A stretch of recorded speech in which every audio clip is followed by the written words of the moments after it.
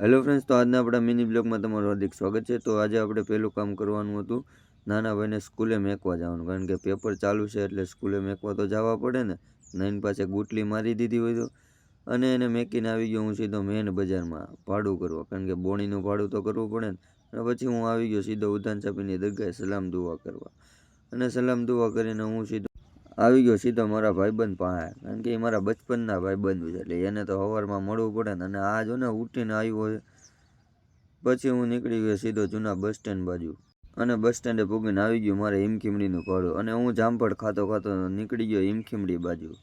અને ત્યાંથી ભાડું કરીને આવતો હતો તો નાના છોકરાઓ મળી ગયા। મેં કીધું આ ભણવા જાય છે કે રખડવા જાય છે?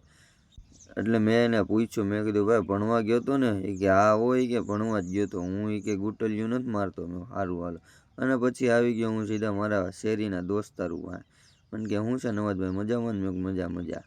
અને પછી હું ઘરે જમવા આવી ગયો, ને સાયકલ મારી ઢીંગલીની પડી હતી તો હું રમતે ચડી ગયો, જમીન સીધો નીકળી ગયો હું બસ સ્ટેન્ડ બાજુ। બસ સ્ટેન્ડે આવ્યો તો બે જ રિક્ષા ઉપડી હતી, ત્રીજી મારી, અને પછી આવી ગયો ધારીની પ્રખ્યાત આનંદ લચ્છી પીવા।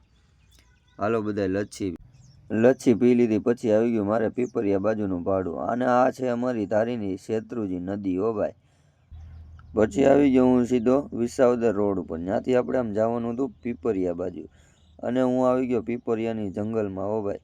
આમ જોવો કેવી નળ છે, એ નળમાં આપણે જવાનું છે કોથમીર ભરવા, કારણ કે કોથમીર તો ભરવી પડે ને। અને પછી આપણી ગાડીમાં કોથમીર ભરવાનું ચાલુ થઈ ગયું હો ભાઈ। અને પછી આવી ગયો હું ધારી કોથમીર ખાલી કરીને જવાનું હતું આપણે એક એસીનો સામાન ભરવાનો, એસીનો સામાન ભરીને સીધો આપણે આઈસરમાં લોડિંગ કરી દીધો। અને પછી મારો નાનો ભાઈ આવી ગયો, મને કે ભાઈ 50 રૂપિયા દે ને, લઈ જા।